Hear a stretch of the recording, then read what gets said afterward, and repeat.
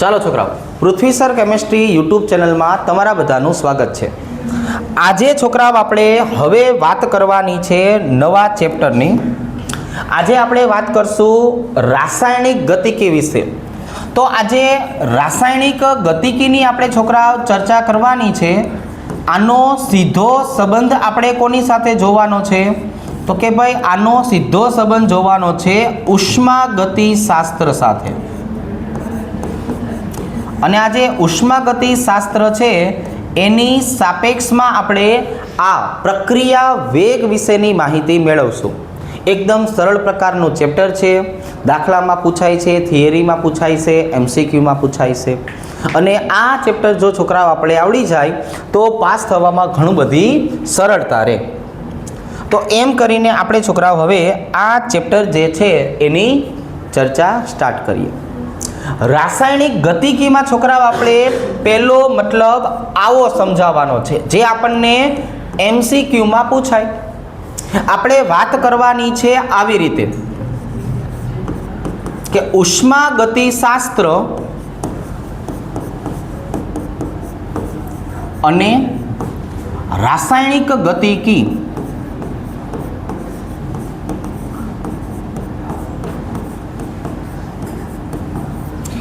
એકબીજાના પૂરક છે. જો છોકરો, અહીં આપણે કયો શબ્દ વાપરવાનો છે કે રાસાયણિક ગતિકી અને ઉષ્માગતિશાસ્ત્ર એકબીજાના પૂરક છે. છોકરાઓ, પૂરક છે એનો મતલબ શું થયો? તો જો એનો મતલબ આવો થયો છોકરાઓ, કોઈ પણ રાસાયણિક પ્રક્રિયાને સંપૂર્ણ સમજવા માટે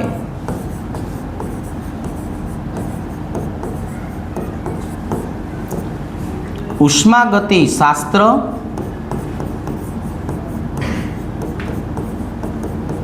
અને રાસાયણિક ગતિકી એમ બંનેની જરૂર પડે છે.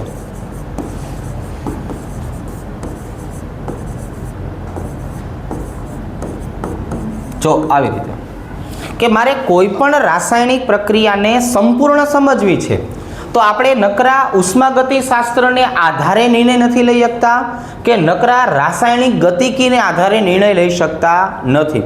પ્રક્રિયાની સંપૂર્ણ માહિતી જો ભેગી કરવી હોય તો એના માટે છોકરાઓ આપણે જરૂર પડવાની છે ઉષ્માગતિશાસ્ત્ર અને રાસાયણિક ગતિકી બંને. કઈ રીતે? ચાલો સમજીએ. માની લો કે આપણી પાસે કોઈ એક રાસાયણિક પ્રક્રિયા છે A × A + B × B.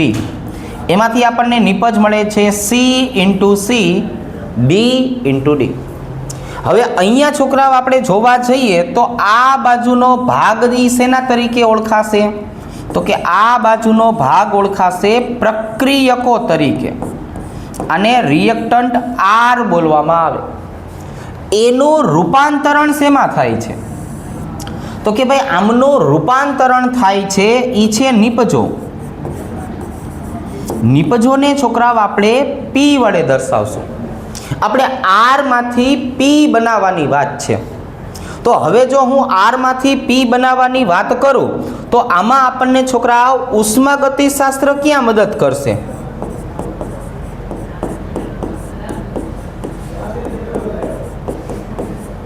તો કે ભાઈ જો ઉષ્માગતિશાસ્ત્ર આપણને આવી રીતે મદદ કરશે કે જો હું તમને એમ કહું કે ડેલ્ટા G નું મૂલ્ય નેગેટિવ છે અથવા ડેલ્ટા S નું મૂલ્ય પોઝિટિવ છે.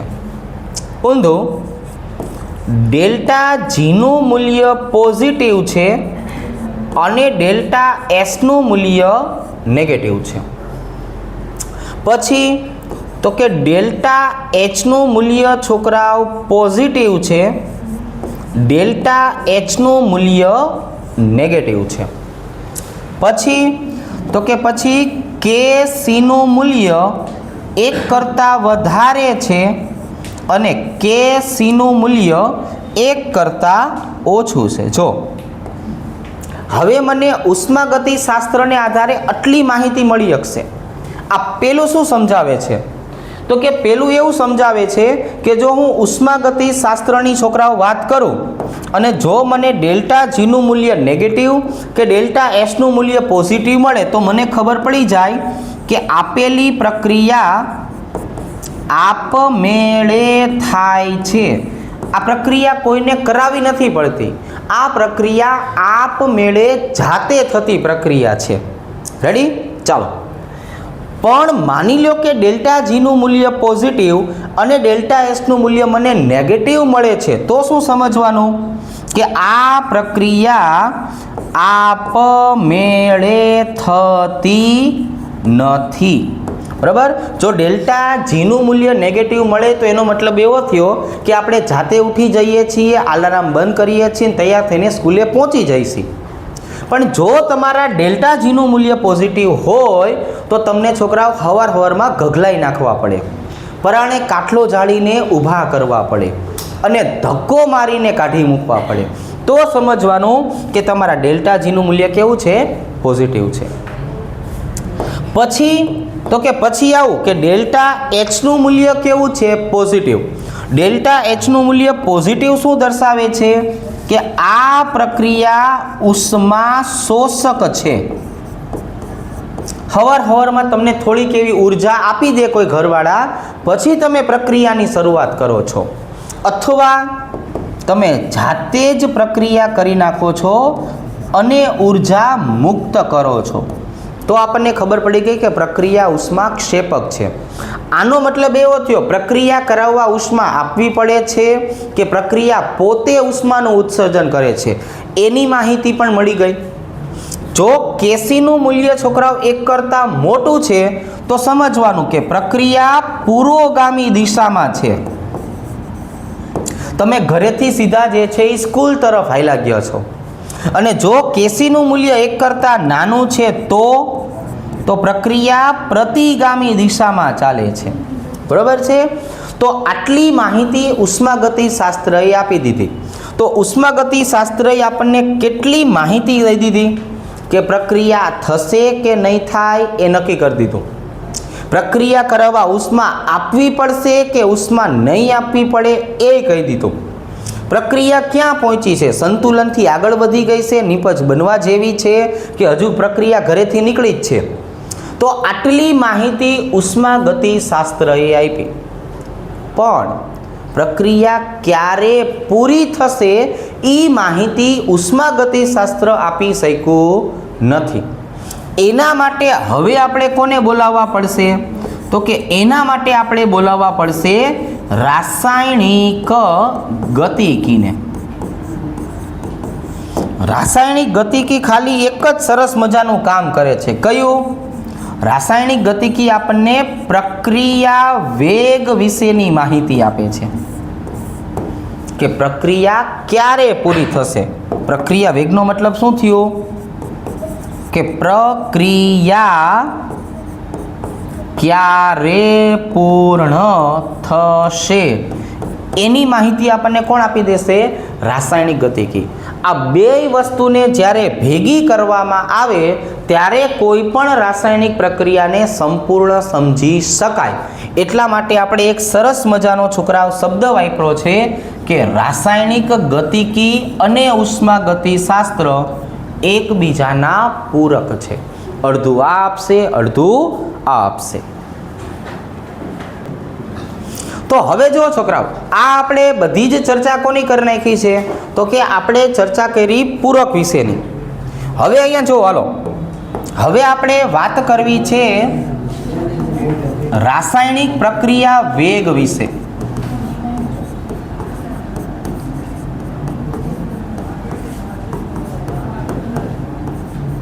હવે આપણે આ રાસાયણિક પ્રક્રિયાનો વેગ છે ને, એ રાસાયણિક પ્રક્રિયા વેગને આધારે પ્રક્રિયાનું વર્ગીકરણ કરીએ કે પ્રક્રિયા છે એ કેવા પ્રકારની હોઈ શકે. પ્રક્રિયાનું વર્ગીકરણ.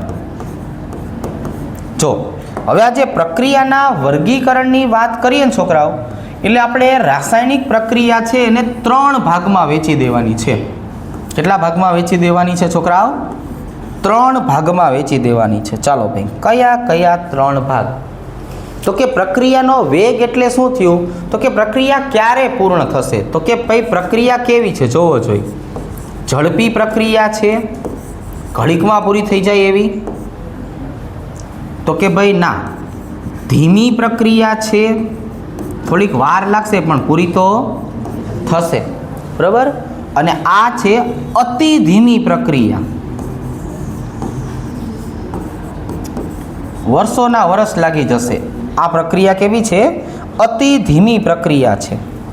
જો એવી પ્રક્રિયાને ઝડપી પ્રક્રિયા કહેવાનું કે જેનો તમે પ્રક્રિયા વેગનો એકમ જોવા જાઓ ને તો પ્રક્રિયા વેગનો એકમ સેકન્ડમાં આવતો હોય, મિનિટમાં આવતો હોય. એટલે પ્રક્રિયા સેકન્ડમાં પૂરી થતી હોય, મિનિટમાં પૂરી થતી હોય. ધીમી પ્રક્રિયા એટલે શું થયું છોકરાઓ? કલાકમાં પૂરી થતી હોય, અડધો પોણો દિવસ લગાડતી હોય, બરાબર છે? અને અતિ ધીમી પ્રક્રિયા એટલે શું થયું? જે પ્રક્રિયા થવા માટે મહિના લાગતા હોય, વર્ષો લાગતા હોય, આવી પ્રક્રિયાને શું બોલાય? અતિ ધીમી પ્રક્રિયા. રેડી? ચાલો હવે અહીંયા સાંભળો. ઝડપી પ્રક્રિયા એટલે કોણ? ભાઈબંધ, કઈ પ્રક્રિયાને ઝડપી પ્રક્રિયા કહેવાય? તો કે ભાઈ તટસ્થીકરણની પ્રક્રિયા હોય ને એને ઝડપી પ્રક્રિયા કહેવાય. તટસ્થીકરણની પ્રક્રિયા ભાઈબંધ ક્યારે પૂરી થાય? 1 નેનો સેકન્ડમાં પૂરી થાય. ક્યારે પૂરી થાય છોકરાઓ? 10⁻⁹ સેકન્ડમાં તો પ્રક્રિયા પૂરી થઈ જાય. માત્ર ને માત્ર 2 ભાઈબંધ ખાલી ભેગા થવા જોઈએ. તો આના ઉદાહરણ છે તો કે હા છે ને. તમે HCl અને NaOH ની પ્રક્રિયા કરાવો, એસિડ અને બેઝને ભેગા કરો, તાત્કાલિક ધોરણે ક્ષાર અને પાણી બનશે. આપણે રાહ ન જોવી પડે કે કેવું ન પડે. એવી જ રીતે સિલ્વર નાઇટ્રેટ AgNO3 અને NaCl, તમે NaCl અને AgNO3 ને ભેગા કર્યા ભેગા AgCl ના સફેદ અવક્ષેપ મળવા મળશે. શું મળવા મળશે છોકરાઓ? AgCl ના સફેદ અવક્ષેપ. કોઈની રાહ જોતા નથી. પણ પરીક્ષાલક્ષી માહિતી કઈ? પરીક્ષાલક્ષી માહિતી આ ધીમી પ્રક્રિયા. જો આપણે ધીમી પ્રક્રિયાની છોકરાઓ વાત કરીએ તો એનો મતલબ આવો થયો. એસ્ટરનું જળ વિભાજન.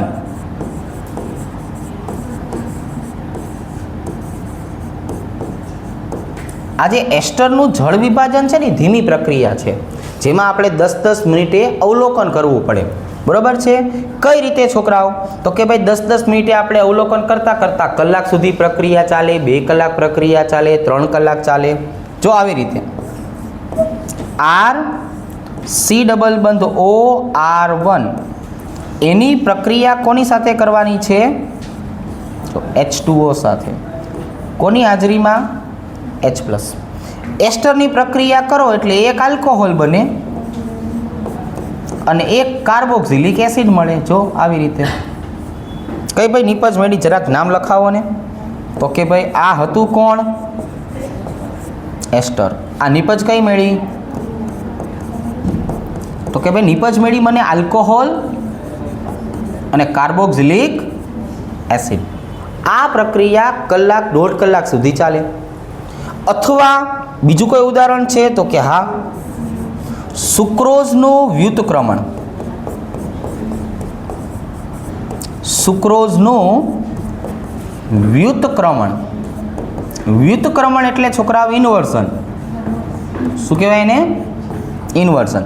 હું અહીંયા સુક્રોઝ લઈ લઉં, C12 અને O11. એની પ્રક્રિયા આપણે પાણીની હાજરીમાં H+ સાથે કરીએ એટલે 2 નિપજ મળશે. કઈ 2 નિપજ? C6H12O6 વત્તા C6H12O6. જો આવી રીતે. હવે આનો પાછો મતલબ શું થયો ભાઈબંધ?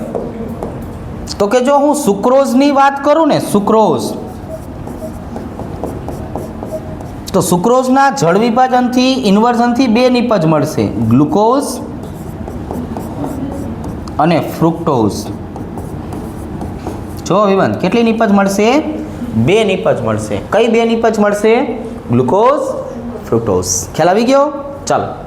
અને અતિ ધીમી પ્રક્રિયા એટલે કઈ?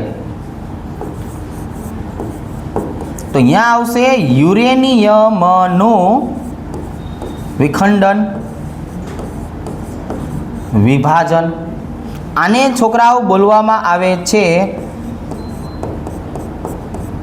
કિરણોત્સર્ગી પ્રક્રિયા. અને આ કિરણોત્સર્ગી પ્રક્રિયાને છોકરાઓ અંગ્રેજીમાં કેવું હોય તો શું કહેવાય? તો આને બોલાય રેડિયો એક્ટિવ રિએક્શન. આ રેડિયો એક્ટિવ રિએક્શનનો મતલબ શું થાય? એ પોતાનામાંથી શું કરશે? આલ્ફા, બીટા, ગેમા આવા જુદા જુદા વિકિરણ હોય ને, એ વિકિરણનું સતત અને સતત ઉત્સર્જન જ કર્યા કરે. પોતાનામાંથી આલ્ફા, બીટા, ગેમા આ વિકિરણ બધા શું થાય છોકરાઓ? ઉત્સર્જિત થયા કરતા હોય. અને ક્યાં સુધી ચાલે છોકરાઓ? વર્ષો સુધી. ક્યાં સુધી ચાલે? વર્ષો સુધી. એટલે આપણે એને શેમાં લીધું છે? અતિ ધીમી પ્રક્રિયામાં. શેમાં લીધું? અતિ ધીમી પ્રક્રિયામાં. તો અહીંયા છોકરાઓ આપણે શું શીખ્યા? તો કે જો અહીંયા આપણે આવું શીખ્યા કે તમે કોઈ પણ રાસાયણિક પ્રક્રિયાના વેગને આધારે જ્યારે વર્ગીકરણ કરવા નીકળો છો એટલે આપણને ત્રણ પ્રક્રિયા જોવા મળશે. એક ઝડપી પ્રક્રિયા, બીજું ધીમી પ્રક્રિયા અને ત્રીજું અતિ ધીમી પ્રક્રિયા. પણ છોકરાઓ જો પરીક્ષાની દ્રષ્ટિએ વાત કરીએ તો આપણા માટે આ એસ્ટરનું જળ વિભાજન અને સુક્રોઝનું વ્યુત્ક્રમણ એટલે કે ધીમી પ્રક્રિયા છે ને એ થોડીક અગત્યની. કઈ અગત્યની છોકરાઓ? ધીમી પ્રક્રિયા જે છે એ અગત્યની. રેડી? ચાલો એક વખત ઉડતી નજર નાખો. જો હવે છોકરાઓ આ શું થયું? તો કે આ વસ્તુ આપણને જોવા મળી છોકરાઓ પ્રક્રિયાના વેગને આધારે આપણે પ્રક્રિયાનું વર્ગીકરણ કર્યું. પણ હવે આ પ્રક્રિયા વેગ ખરેખર મળશે કઈ રીતે એને આપણે સમજાવીએ. તો અહીંયા આપણે છોકરાઓ વાત કરવાની છે પ્રક્રિયા વેગ વિશે. પ્રક્રિયા વેગને આપણે દર્શાવશું આર એવરેજ. સરેરાશ પ્રક્રિયાનો વેગ નક્કી કરવાનો છે. તો છોકરાઓ આ આર એવરેજનો મતલબ શું થયો? આપણે પ્રક્રિયા વેગ નક્કી કરવા જઈએ તો પ્રક્રિયા વેગ ખબર કેમ પડશે? તો કે તમારે પ્રક્રિયા લઈને સ્ટાર્ટ કરવાનું છે. શું લઈને સ્ટાર્ટ કરવાનું છે છોકરાઓ? પ્રક્રિયા લઈને સ્ટાર્ટ કરવાનું છે. જો આપણે એક રાસાયણિક પ્રક્રિયાને સમજીએ, ચલો અહીંયા થોડુંક ધ્યાન રાખો કે અહીંયા હું એક રાસાયણિક પ્રક્રિયાની વાત કરું છું. કેવી પ્રક્રિયા છે? તો કે આર માંથી પી બનાવે છે. કેવી પ્રક્રિયા છે? આર માંથી પી બનાવે છે. ચલો ભાઈ, what do you mean by R? R નો મતલબ થશે રિએક્ટન્ટ. રિએક્ટન્ટ એટલે કોણ? પ્રક્રિયક. પી એટલે શું થયું છોકરાઓ? પ્રોડક્ટ. શું થાય છોકરાઓ? પ્રોડક્ટ એટલે શું થયું? જો નિપજ. તો હવે અહીંયા જો આપણે પ્રક્રિયાની શરૂઆત ક્યારે કરવાના છીએ? તો કે ટી બરાબર 0 સમયે. હજી આપણે પ્રક્રિયા સ્ટાર્ટ નથી કરી, બટન દબાયું નથી. તો એનો મતલબ એવો થયો પ્રક્રિયક કેટલો છે? 100%. નિપજ કેટલી છે છોકરાઓ? 0%. હવે આપણે થોડોક સમય રાહ જોઈ છોકરાઓ. એટલે કે ટી બરાબર T1 જેટલો સમય થયો. આપણે 10 મિનિટ પછી જોવા આવ્યા તો આપણને ખબર પડી કે પ્રક્રિયક ઘટીને 80% થયો છે. જો નિપજ વધીને 20% થયો છે. તો બેનો તફાવત તો સરખો જ આવ્યો. જો કે આ 100 માંથી 80 જાય એટલે કેટલા વધે? 20. અને 20 માંથી 0 જાય એટલે કેટલા વધે? 20. તફાવત બેનો કેવો આવ્યો? એક સરખો. પ્રક્રિયક જેટલો ઘટ્યો નિપજ એટલી વધી. હવે તો કે હવે આપણે છોકરાઓ ટી બરાબર T2 સમયે જોવા આવ્યા. આપણને ખબર પડી કે પ્રક્રિયક ઘટીને 50% થયો છે. આપણને ખબર પડી કે નિપજ વધીને 50% થઈ છે. જો પાછો તફાવત બેનો કેવો આવ્યો? સરખો. પાછો બેનો તફાવત કેવો આવ્યો? સરખો. હવે આપણે વાત કરી છીએ ટી બરાબર T3. હવે પ્રક્રિયક પાછો ઘટીને કેટલો થઈ ગયો 20%. નિપજ વધીને કેટલી થઈ ગઈ છોકરાઓ 80%. તો હવે મારે જો ઓબ્ઝર્વેશન કરવું હોય કે પ્રક્રિયા કેટલી આગળ વધી છે, તો એ આપણને કેમ ખબર પડશે કે પ્રક્રિયા આટલી આગળ વધી છે? તો એના માટે આપણે આવું જોયું કે ભાઈ પ્રક્રિયા વેગ બરાબર આપણે દર વખતે સાંદ્રતાનો ફેરફાર જોશું. શું જોવાનું છે છોકરાઓ? સાંદ્રતાનો ફેરફાર. કોની સાપેક્ષમાં છોકરાઓ? સમયની સાપેક્ષમાં. એટલે અહીંયા આવશે સમયનો ફેરફાર. જો છોકરાઓ, પ્રક્રિયા વેગ એટલે સાંદ્રતાનો ફેરફાર, સમયનો ફેરફાર. હવે આપણે સંજ્ઞાની વાત કરીએ. પ્રક્રિયા વેગ એટલે શું? R average. સાંદ્રતાનો ફેરફાર એટલે શું? Delta C. સમયનો ફેરફાર એટલે શું? Delta T. અહીંયા છોકરાઓ સી નો મતલબ શું થવાનો છે? કોન્સેન્ટ્રેશન. શું થવાનું છે છોકરાઓ? કોન્સેન્ટ્રેશન. જો આવી રીતે સાંદ્રતા. પણ જ્યારે આપણને તફાવત પૂછે છે ત્યારે આપણે શું કરશું? C2 minus C1 T2 minus T1. આ જનરલ સ્વરૂપમાં વાત થઈ. કયા સ્વરૂપમાં વાત થઈ છોકરાઓ? જનરલ સ્વરૂપમાં. હવે આ જ વસ્તુ હું તમને આની સાપેક્ષમાં અને આની સાપેક્ષમાં સમજાવું કે જેમ જેમ તમે સમયને આગળ વધારશો એમ સમયના આગળ વધવાની સાથે સાથે શું થશે? જો આપણે થોડુંક આગળ જઈએ છોકરાઓ, તો સમય જેમ જેમ આગળ થશે એમ એમ શું થશે? તો અહીંયા આપણે લખશું પ્રક્રિયકની સાપેક્ષમાં. ભાઈબંધ, કોની સાપેક્ષમાં? પ્રક્રિયકની સાપેક્ષમાં. કઈ રીતે પ્રક્રિયકની સાપેક્ષમાં? તો કે મસ્તીનો આલેખ દોરી નાખો એટલે આવડી જાય. કઈ રીતનો આલેખ દોરવાનો છે છોકરાઓ? તો કે જો અહીંયા 0. હવે તો કે હવે અહીંયા શું લેશું આપણે આ જગ્યાએ? તો કે ભાઈ અહીંયા લેવાનું છે R. સાંદ્રતા ખરી પણ કોની? પ્રક્રિયક R ની. અને અહીંયા શું લેવાનું છે છોકરાઓ? સમય. કોનો? તો કે T. ચાલો, શું થયું? તો કે જેમ જેમ તમે પ્રક્રિયાને આગળ વધારી ને છોકરાઓ, એના સાથે સાથે આપણને ખબર પડી કે પ્રક્રિયકની સાંદ્રતા સતત અને સતત કેવી થાય છે? ઘટે છે. જો પ્રક્રિયકની સાંદ્રતા સતત અને સતત કેવી થાય છે છોકરાઓ? ઘટે છે. હવે આપણે એનું અવલોકન કર્યું કે જ્યારે મેં શરૂઆતના સમયની વાત કરી હતી, શરૂઆતનો સમય એટલે કયો? T1. હવે એનું પ્રમાણ કેટલું છે? R1. થોડોક સમય આપણે જવા દીધો, સમય કેટલો થઈ ગયો? T2. ત્યારે પ્રક્રિયકની સાંદ્રતા કેટલી થઈ ગઈ? R2. આપણે છોકરાઓ શું શીખાશી? R એવરેજ બરાબર C2 minus C1 T2 minus T1.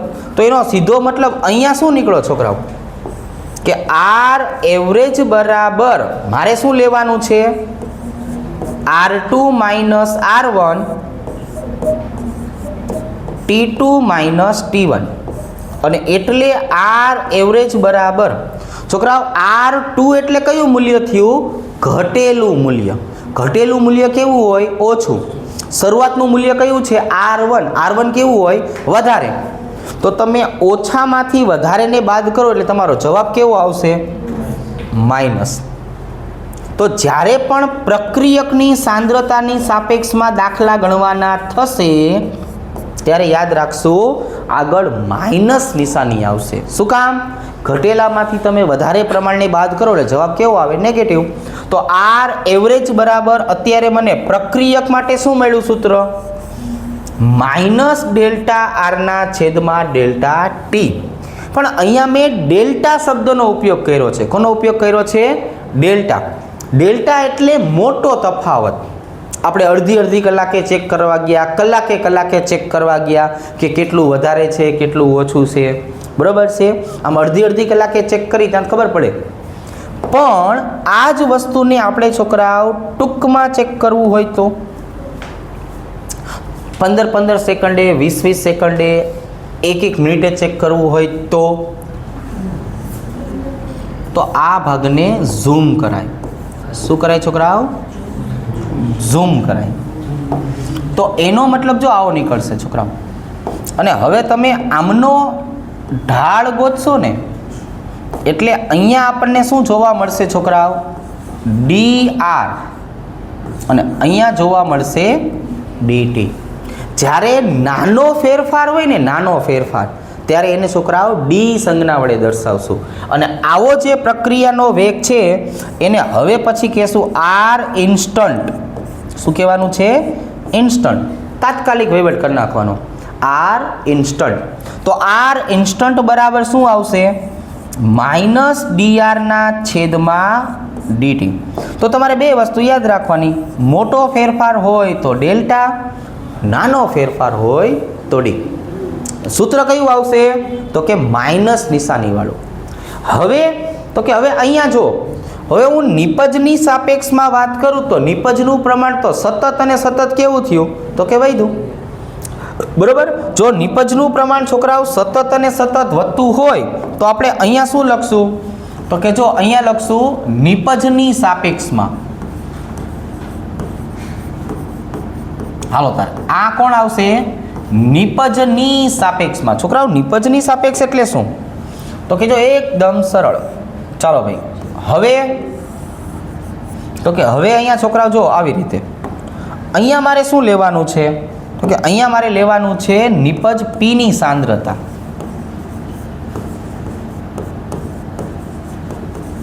અને અહીંયા શું લેવાનું છે છોકરાઓ? સમય T. ચાલો ભાઈ, તો નિપજમાં કેવું થશે? તો કે નિપજ તો શરૂઆતમાં 0 હોય. જેમ જેમ પ્રક્રિયા આગળ વધતી જાય એમ નિપજનું પ્રમાણ કેવું થાય? વધતું જાય. તો હવે આપણે હું શરૂઆતના ટૂંકા ગાળામાં જોવા જાઉં T1 સમયે તો જો નિપજનું પ્રમાણ કેવું હોય? P1. અને થોડીક વાર પછી ચેક કરવા જાઉં T2 તો નિપજનું પ્રમાણ કેવું થયું હોય? વધી ગયું હોય. કેવું થયું હોય? વધી ગયું હોય. એનો મતલબ એવો થયો કે તમે નિપજ માટે જો R એવરેજ નક્કી કરવા જાઓ તો શું કરવાનું છે? તો કે P2 - P1. અને અહીંયા શું આવી જશે? T2 - T1. હવે તો કે હવે છોકરાઓ P2 તો મોટો છે અને P1 કેવો છે? નાનો. તો R એવરેજ બરાબર હવે કેવો જવાબ આવે? પ્લસ. અહીંયા નેગેટિવ, અહીંયા પોઝિટિવ. તો કે હવે છોકરાઓ આવશે ડેલ્ટા P ના છેદમાં ડેલ્ટા T. તો જ્યારે પણ હવે નિપજની સાપેક્ષમાં જવાબ આવે ત્યારે સંજ્ઞા કેવી કરવાની છે? પોઝિટિવ. કારણ કે મોટામાંથી નાનું બાદ કરો એટલે જવાબ કેવો આવશે? પ્લસ. અને એવી જ રીતે જો મારે તાત્કાલિક ઇન્સ્ટન્ટ કોઈ વેગ ગોતવાનો થાય તો હવે અહીંયા શું આવશે? R ઇન્સ્ટન્ટ બરાબર પ્લસ DP ના છેદમાં DT. શું જવાબ આવશે છોકરાઓ? DP ના છેદમાં DT. રેડી? તો આજે છોકરાઓ આપણે જો આટલી ચર્ચા કરી લીધી. બરાબર. આ તો હું છું અહીંયા જો ઉષ્માગતિશાસ્ત્ર અને રાસાયણિક ગતિકી એકબીજાના પૂરક છે. આ શબ્દ મગજમાં ઉતરી જવો જોઈએ. રાસાયણિક પ્રક્રિયાનું વર્ગીકરણ ઝડપી, ધીમી અને અતિ ધીમી માટે આવડી જવું જોઈએ. એમાં ધીમી પ્રક્રિયાના ઉદાહરણ ખાસ યાદ રાખજો. એસ્ટરનું જળ વિભાજન, સુક્રોઝનું વ્યુત્ પ્રમાણ. ત્યાર પછી આપણે પ્રક્રિયકનું નિપજમાં રૂપાંતર કરીએ અને સાંદ્રતાનો જે ફેરફાર થાય એ સમયની સાપેક્ષમાં લ્યો એટલે પહેલાં સૂત્ર આવું મળે. અને પ્રક્રિયક અને નિપજની આપણે વાત કરીએ તો એમની સાપેક્ષમાં આવી રીતે મળશે. રેડી? હવે R એવરેજના સમીકરણ કેમ બનાવવા, એના MCQ કેમ સોલ્વ કરવા એ ધીરે ધીરે શીખશું. રેડી? ચલો આજે અહીંયા સુધી રાખીએ.